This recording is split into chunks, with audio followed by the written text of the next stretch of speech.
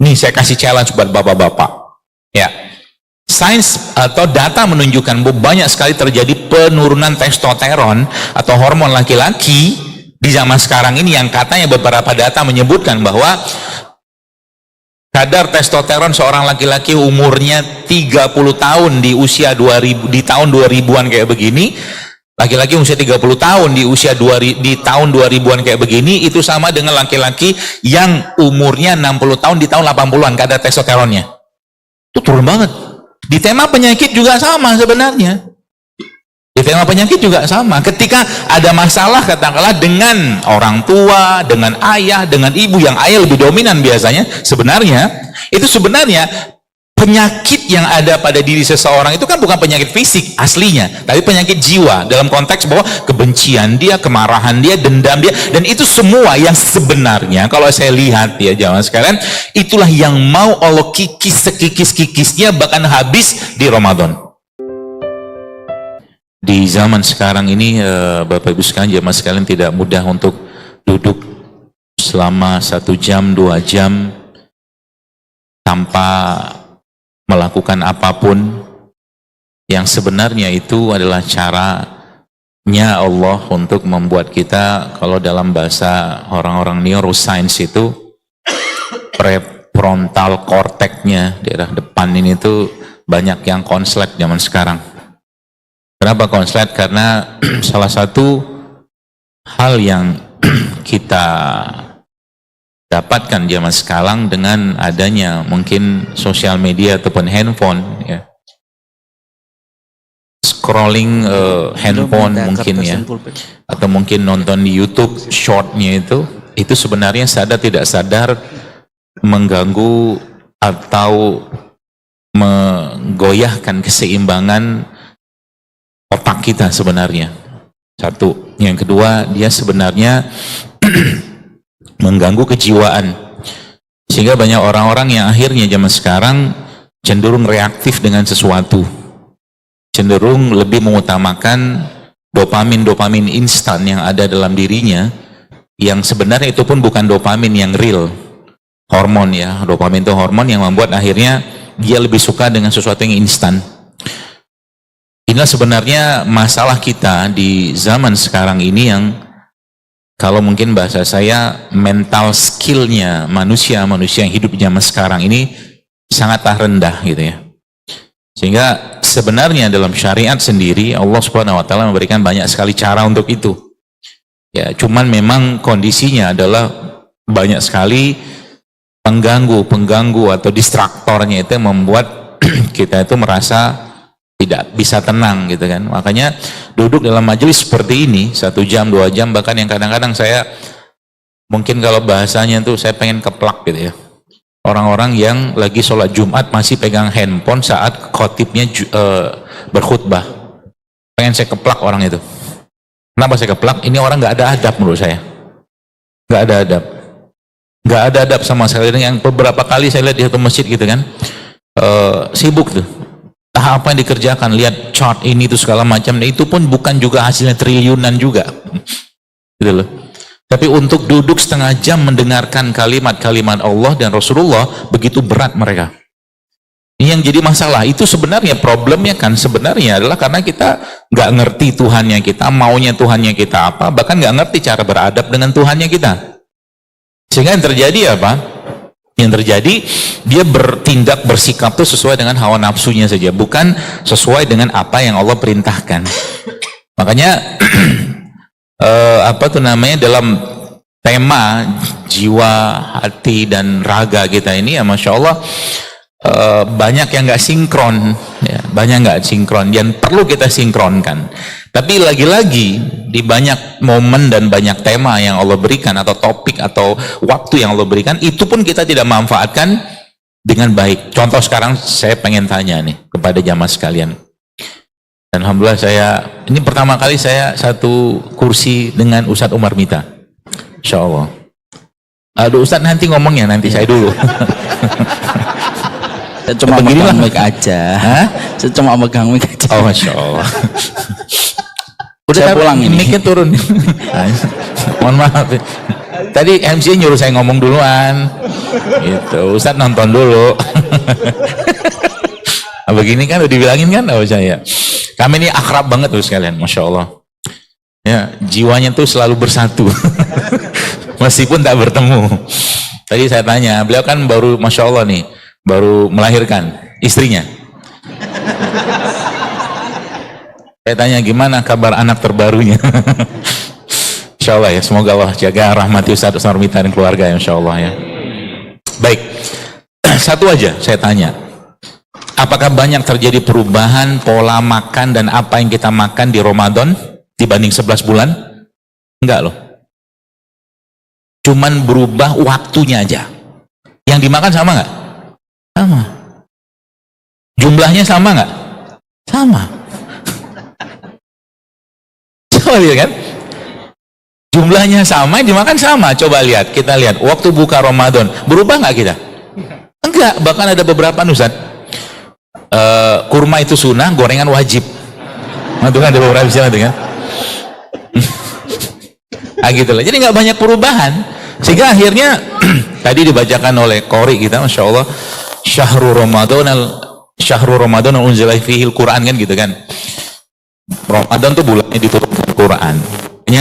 Para salaf itu mereka ketika Ramadan, dan kalau kita baca sebenarnya tentang bagaimana Ramadan itu kayak tools gitu ya, tools. Kalau saya membayar Ramadan itu kayak ada satu sistem atau sistem yang kalau seseorang itu install sistem itu dalam dirinya, itu semua atau banyak hal dalam dia, bahkan hampir seluruh dirinya itu bisa berubah gitu kan. Contoh mungkin dalam tema puasa katakanlah. Kalau tema puasa ini kita coba angkat ya, maka hampir semua penyakit selesai dengan puasa. Apapun namanya, mau kanker, autoimun, apa, semua selesai dengan puasa. Ya, syaratnya apa? Syarat ketentuannya berlaku. Asal apa yang dimakan benar. Oke, kalimat apa yang dimakan ini kan sebenarnya saya coba akan uraikan itu menjadi dua hal. Apa yang dimakan secara fisik atau jasad, satu, dan apa yang dimakan secara kejiwaan. Maka di Ramadan itu Nabi melarang kita, ya, Nabi melarang kita untuk apa? Untuk berbuat buruk, gitu kan? Dusta, sombong, fitnah, Nabi melarang.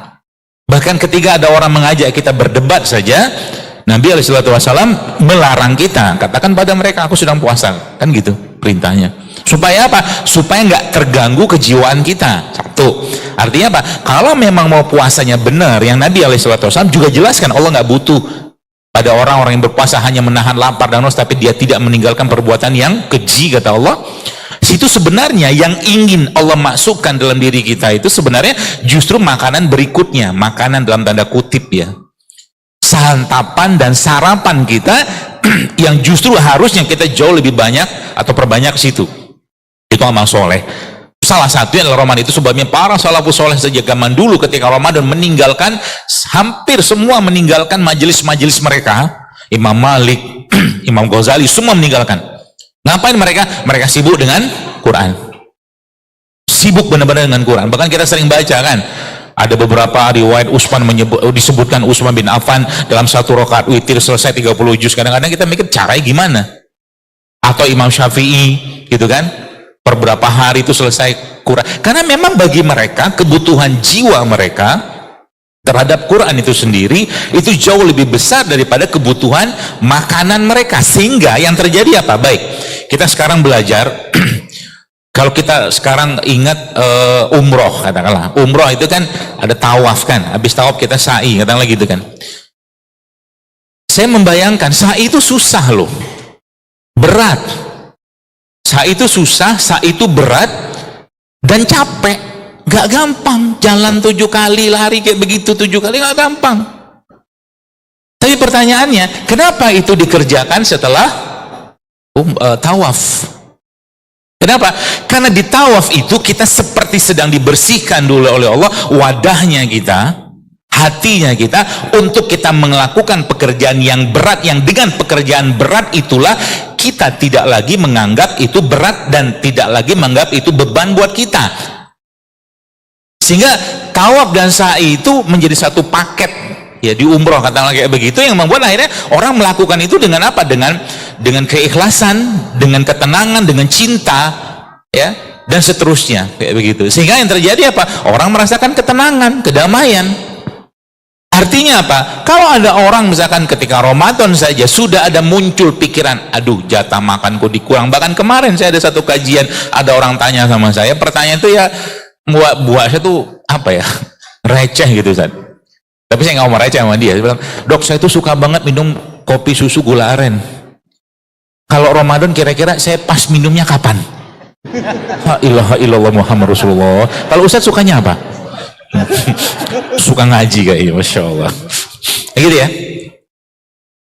Jadi akhirnya hal-hal yang ada pada Ramadan tuh nggak kita bisa sorot. Sebenarnya sedang Allah inginkan di Ramadan tuh apa? Contoh, nih saya kasih challenge buat bapak-bapak. Ya, sains atau data menunjukkan bahwa banyak sekali terjadi penurunan testosteron atau hormon laki-laki di zaman sekarang ini, yang katanya beberapa data menyebutkan bahwa kadar testosteron seorang laki-laki umurnya 30 tahun di usia 2000, di tahun 2000-an kayak begini, laki-laki usia 30 tahun di usia di tahun 2000-an kayak begini, itu sama dengan laki-laki yang umurnya 60 tahun di tahun 80-an kadar testosteronnya. Itu turun banget. Tahu nggak sebabnya? Banyak sekali sebabnya. Salah satu sebabnya itu laki-lakinya nggak kena matahari mungkin. Tuh. Atau dia kurang makan daging, 2. Atau dia kurang mengerjakan pekerjaan otot, 3. Atau kebanyakan pengganggu-pengganggu yang masuk dalam tubuhnya. Contoh mungkin plastik. Plastik itu mengganggu. Ya, hormon, kita sebutnya hormon disruptor juga. Itu satu. Dan banyak lagi yang lain. Ya. Berarti kalau orang kurang testosteron, apa yang terjadi? Ya bukan cuman apakah gara-gara kurang testosteron kemudian dia berubah jadi estrogen, kemudian laki-laki itu berubah menjadi gemai, lemah gemulai. Enggak ada sikap. Itu masalahnya. Mau tahu contohnya? Lihat sekarang kalau Anda pergi sholat ke satu musola atau masjid yang nggak ada imamnya, itu biasa dorong-dorongan jadi imam. Betul kan? Maka kalau kita bicara tentang bagaimana dunia ini bisa benar, jawabannya dimulai dari apa? Benerin laki-lakinya dulu. Maka dalam Al-Quran kalau kita lihat bagaimana dialog Allah atau dialog yang mempotret tentang dialog seorang bapak sama anak, ya banyak kan dialog bapak sama anaknya. Di tema penyakit juga sama sebenarnya. Di tema penyakit juga sama. Ketika ada masalah katakanlah dengan orang tua, dengan ayah, dengan ibu, yang ayah lebih dominan biasanya, itu sebenarnya penyakit yang ada pada diri seseorang itu kan bukan penyakit fisik aslinya, tapi penyakit jiwa, dalam konteks bahwa kebencian dia, kemarahan dia, dendam dia, dan itu semua yang sebenarnya kalau saya lihat ya zaman sekarang, itulah yang mau Allah kikis sekikis-kikisnya bahkan habis di Ramadan. Dengan cara apa? Tadi syahrul Ramadana lazi unzila fihil Quran. Karena memang dalam Al-Quran sendiri Allah mention Al-Quran itu sebagai 4 kali dengan kata syifa. 1, 2, 3 itu Quran, satunya pakai madu. Artinya apa? Jauh lebih parah, jauh lebih berat tanggungan penyakit jiwanya seseorang, ya, penyakit hati seseorang itu dibandingkan dengan fisiknya dia. Contoh, apa makanan nggak sehat? Anggaplah ada satu sosis yang confirm nggak sehat. Sosis katakanlah, ada orang makan, dia makan tampak gitu kan, lagi dia makan itu dia mikir seseorang itu, memang aku kesel banget sama orang itu, atau mungkin tiba-tiba dalam pikiran dia ngomong aku gak bakal ku maafin orang itu, atau dalam pikiran dia benci banget dan jadi satu sosis yang dia makan itu tiba-tiba gitu kan masuk ke dalam tubuhnya. Katakanlah sosis itu beratnya misal 20 gram misalkan kayak begitu, tapi dendamnya, bencinya, marahnya, keselnya dia itu berkilo-kilo masuk dalam badannya, dan itu nanti yang apa yang tadi masuk on apa yang on? Penyakit-penyakit fisik yang tanpa sadar. Terus kita ngomong, oh penyebab kanker itu karena makanan nggak sehat, gitu maksudnya. Berarti masalah kita sebenarnya ya saya juga sama. Dan itu perlu manajemen hati, manajemen emosi atau skill kita dalam mengelola emosi itu memang dituntut untuk begitu luar biasa Sehingga apa? Kita nggak menjadi orang-orang yang reaktif. Nabi kita alaihi salatu wassalam, ya, waktu Nabi hijrah nggak ada susahnya. Nabi itu hijrah dari Mekah ke Madinah nggak ditemanin siapapun, nggak ada susahnya, tinggal naikin buruk sama Allah, selesai. Tapi Allah memerintahkan di situ ditemani oleh Abu Bakar As-Siddiq radhiyallahu anhu. Abu Bakar Siddiq agak-agak cemasan orangnya, ya Nabi, ya Rasulullah, nanti begini segala macam. Tapi cukup satu kata Nabi yang waktu di gua di gua Sur itu kan, dia bilang, ya la tahzan, innallaha ma'ana. Kata-kata itu cukup untuk mengkis semua kecemasannya Abu Bakar. Selesai. Itu yang sebenarnya kalau kita pelajari, oh iya benar ya. Maryam juga sama.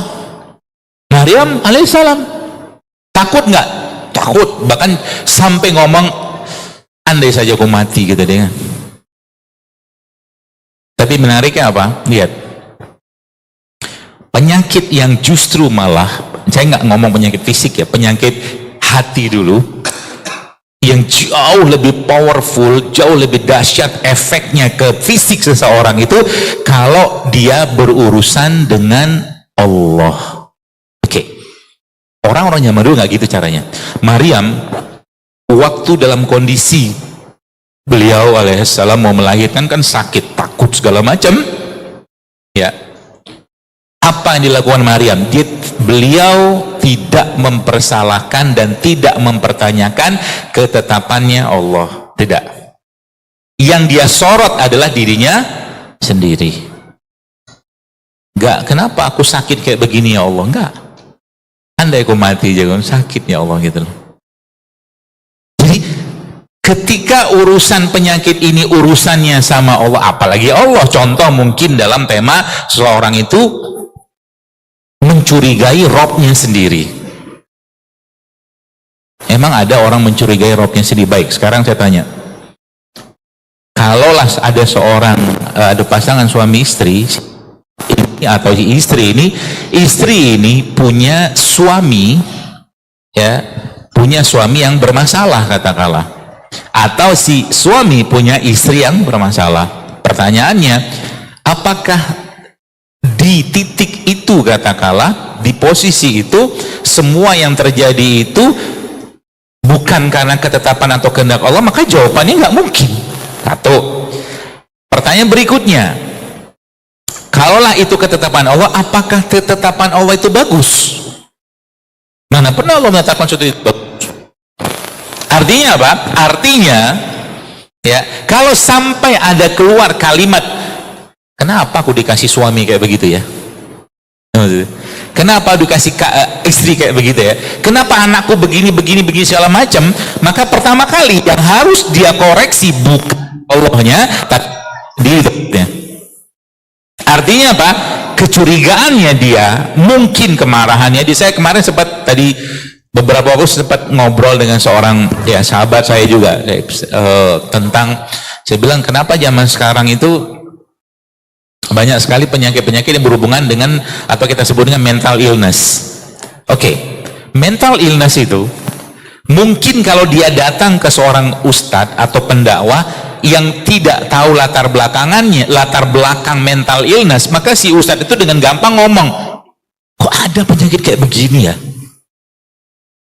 Padahal Quran itu bisa menyembuhkan, zikir itu bisa menyembuhkan, gitu kan bahasanya kan. Bahkan sedekah itu bisa. Kok ada penyakit kayak begini? Tapi mereka berdalih, ya ada, saya mengalaminya, kata orang itu kan. Kayak begini kan kita nggak bisa cari tahu masalah di mana. Ya, aslinya itu bisa, kalau mau tahu cari tahu tuh aslinya bisa. Kalau diterbangkan balik ke cerita masa lalunya dia, contoh begini. Contoh ya. Katakanlah ada seseorang ngomong, ibuku dulu, aku bisa begini nih, bukan perjuangan. Ada kalimat yang keluar dari kata-kata orang ini, dia mengatakan bahwa intinya tuh seperti itu ingin menunjukkan perjuangan, ya. Tapi dia aslinya ada kemarahan atau mempertanyakan keadaan itu dalam kalimat ibu. Dulu ibuku tukang cuci, katakanlah. Ini orang mengatakan, saya bisa kayak begini karena dulu ibuku tukang cuci. Kalimat itu kalau diterjemahkan, kalau dilihat secara psikologis, itu bisa multi tafsir sekali. Pertama, bisa jadi memang dia benar-benar bangga dengan ibunya. Yang kedua, dia mungkin mempertanyakan kenapa dulu ibuku tukang cuci. Makanya kalimat, hati-hati dengan kalimat ketika ada orang mengatakan gini, seandainya bapak masih hidup. Oke. Misalkan ada seorang anak nih, ada seorang laki-laki, dia meninggal bapaknya ketika umur 2 tahun atau 4 tahun.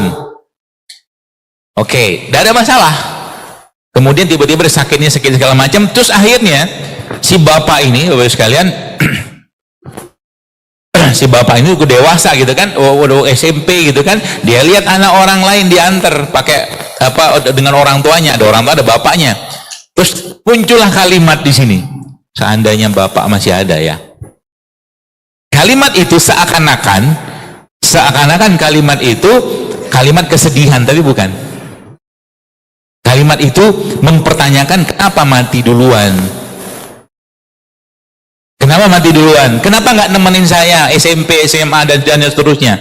Sehingga yang bisa menilai kita itu sudah selesai dengan diri kita, kita tuh sudah selesai dengan orang tua kita sudah selesai dengan situasi, sebenarnya diri kita sendiri. Dan yang bisa menyelesaikan itu siapa sebenarnya?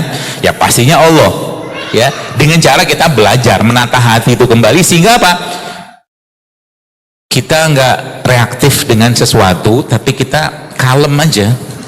Ya, reaktifnya kita itu ada waktunya yang berhubungan dengan syariat itu pun katakanlah misalkan kalau kita lihat Nabi SAW waktu Hamzah dibunuh, Nabi kan marah besar, kesalnya minta ampun, marah besar ya sama yang bunuh Hamzah kan, sampai Nabi katakan palingkan wajahmu dariku, kata Nabi. Tapi ternyata Nabi memaafkan orang itu pada akhirnya. Kenapa? Karena memang ada sesuatu gini caranya. Saya ajarin caranya, saya kasih tahu caranya supaya apa? Jiwa kita itu tidak bermasalah, jiwa kita itu tidak katakanlah terombang-ambing, dan jiwa kita itu jamaah sekalian tidak menderita sehingga pada akhirnya ketika jiwa itu menderita, hati itu menderita, yang dikorbankan adalah jasad. Yang dikorbankan adalah jasad. Kan begitu hadisnya. Iza solahat solaha jasada kullu. Jadi kalau saya mohon maaf ya, saya ngelihat ada orang ada kena diabetes, ada stroke, darah tinggi, saya bilang saya kasihan sama jiwanya. Kasihan. Apa yang kau pendam? Apa yang kau rasakan sehingga jasadmu menderita kayak begini? Karena manusia itu aslinya tidak didesain Allah untuk sering-sering sakit, apalagi sakit yang lama. Kenapa? Nggak bisa ibadah kita. Itu poinnya. Sehingga udah kayak begini yang harus kita kerjakan, yang kita pikirkan apa? Ada masalah apa dengan hatiku? Saya 2 hari yang lalu lah, ini ngomong gini bukan saya merasa lebih baik ya, saya cuma ngomong begini tuh bebannya berat kalau saya menghadapi kejadiannya. Tapi alhamdulillah kemarin lulus Ustaz. Saya kemarin pulang, ada itulah pertemuan segala macam, pulang ke rumah jam 11. Istri tanya, ayah pulang? Oh ya sudah. Biasa pintu rumah nggak dikunci, gitu kan? Nggak dikunci. Qadarullah pas saya pulang, pintu rumah dikunci jam 11 malam, udah capek gitu kan, gedor-gedor, nggak ada orang, nggak ada yang dengar gitu kan. Dia pun katanya tadi pagi siangnya agak kurang enak badan, saya mau bangunkan nggak enak, ketok-ketok kamar anak nggak bangun juga. Yang kepikiran di saya apa? Alhamdulillah malam ini saya bisa tidur di masjid. Ya benar akhirnya. Makanya mobil saya itu isinya banyak baju. Kalau kayak begini nih. Akhirnya saya tidur di masjid. Alhamdulillah tidur di masjid. Mabit di sana sampailah subuh. Subuhnya dia WA minta maaf. Alhamdulillah. Itu gak gampang, Pak. Beneran gak gampang. Bagi seorang laki-laki yang udah ceritanya panjang lebar di luar kerja itu segala macam, pulang tiba-tiba begitu, gak gampang. Makanya lagi ngomong begini itu bukan juga mudah sebenarnya. Saya harus lebih mempertanggungjawabkan apa yang saya sampaikan. Itu sebabnya saya lebih senang mencari teman-teman yang gak usah serius-serius banget lah gitu loh. Supaya apa? Udah banyak beban saya, jangan tambah lagi beban. Makanya saya senang berteman sama Ustaz Umar Mita ini. Lihat wajahnya itu Masya Allah, mungkin tensi saya turun berapa. Lihat wajahnya, gula darah saya turun gitu. Apalagi disenyum itu Masya Allah. Gitu ya. Itulah sebenarnya salah satu tujuan Ramadan. Jadi kalau ditanya, berarti kalau Ramadan kita mau benar, mau bagus, cuma dua. Kalau versi saya, yang harus kita kerjakan. Pertama, Pak, kurangi makan, dari titik. Kalau tadi tema tentang laki-laki itu, yang saya bahas, sebenarnya 24 jam Anda berpuasa tanpa makan apa-apa, cuman air, tok. Jadi sahur, nanti air, buka air, habis itu minum aja tuh sampai 24 jam, itu testosteron naik lagi tuh. Modal nggak makan. Karena tubuh kita itu sebenarnya punya mekanismenya untuk mereparasi dirinya sendiri. Apalagi waktu Ramadan itu misalkan Anda latihan beban misalkan, atau latihan-latihan yang sifatnya bisa menguatkan massa otot, itu jauh lebih powerful efeknya. Gitu loh, waktu Ramadan. Makanya sekarang kan banyak tuh saya lihat di UK, di Inggris segala macam pada push up, pada plank, yang saya pernah kerjain itu. Habis ya ditahzir. Ini aliran apa lagi? Setiap 2 rakaat push up, Ustaz. Ya kapan hari sama teman-teman itu masjid bukan masjid umum. Sama teman gitu kan, nih kayak ngantuk-ngantuk gitu kan. Jadi setiap 2 rakaat saya ajak mereka push up. Jadi semangat sholatnya. Cuman kan jadi mikirnya aliran apa lagi gitu. Nah, gitulah. Jadi aslinya Bapak sekalian, kalau kita lihat, jadi bagaimana caranya? Satu tadi, memang harus mengurangi makan. Atau yang kedua apa? Makanlah yang benar dan tepat. Nggak usah banyak-banyak. Contoh mungkin begini, kita semua di sini hampir boleh dikatakan over karbo. Betul? Sepakat? Sepakat? Ada nggak sepakat? Tinggal pegang pinggangnya, dagunya. Kalau banyak leko-lekoan ya sudahlah, itu udah over karbo lah, itu sudah. Bagaimana caranya? Ini strategi sebenarnya. Ya meskipun kita bukan puasa buat sehat juga. Caranya gimana? Misalkan nih, berarti kita kurangi karbonya. Oke, sepakat kurangi karbo waktu Ramadan. Sehingga apa? Kalau kata-kata sepakat kurangi karbo itu muncul, maka bisa akan muncul di menunya apa? Contoh mungkin, kalau nggak perlu karbo, nggak usah makan karbo. Contoh di sahur, supaya karbo yang ada dalam diri kita masih bisa dipakai oleh tubuh kita, maka sahurnya nanti jangan makan karbo. Berarti sahurnya contohnya apa? Makan aja telur sama alpukat katakanlah. Atau makan minyak zaitun, sehingga nanti apa? Karbonya diambil atau gulanya diambil dari timbunan lemak yang nggak kepake. Gitu. Yang terjadi apa? Kalau cuman temanya fat loss atau kurangi berat badan doang, mau puasa mah Allahu Akbar efeknya. Ya, tinggal diatur tuh. Nanti sahurnya gimana? Apa bukanya gimana? Bukanya supaya qiyamnya jangan ngantuk-ngantuan, jangan banyak juga makanan manis waktu buka puasa. Karena kalau sudah makanan manis terlalu banyak di puasa itu atau di buka puasa, yang terjadi apa? Pasti rush dia, rush gula gulanya itu naik gitu. Yang terjadi apa? Pasti ngantuk. Pasti ngantuk. Ya, berarti supaya kita dapat power lagi apa? Ya, emang kuncinya adalah jangan banyak makan waktu buka itu. Kalau yang dimakan supaya makan itu memberikan tenaga, caranya gimana? Either Anda makan lemak lagi atau Anda makan serat di situ untuk badannya kuat. Buat apa kuatnya? Untuk bisa nanti kapan saya pengen nyobain juga tuh gayanya Umar itu. Nggak batal wudhu dari maghrib sampai subuh. Berarti nggak tidur. Dari maghrib, dari isya itu nggak batal wudhu sampailah ke subuh. Berarti kan mereka benar-benar melek sejadi-jadinya. Maka Ramadan itu bulan kita memang berlelah untuk Allah. Efeknya apa? Efeknya pasti kaki capek, betis capek, apalagi yang sholat tarawihnya tuh beberapa juz gitu kan. Saya pernah itu Ustaz, ikut iktikaf di Masjid Habibur Rahman. Itu kan kalau hari-hari terakhir kan satu malam baca 3 juz, jadi selesai itu kan 30 juz selama 10 hari.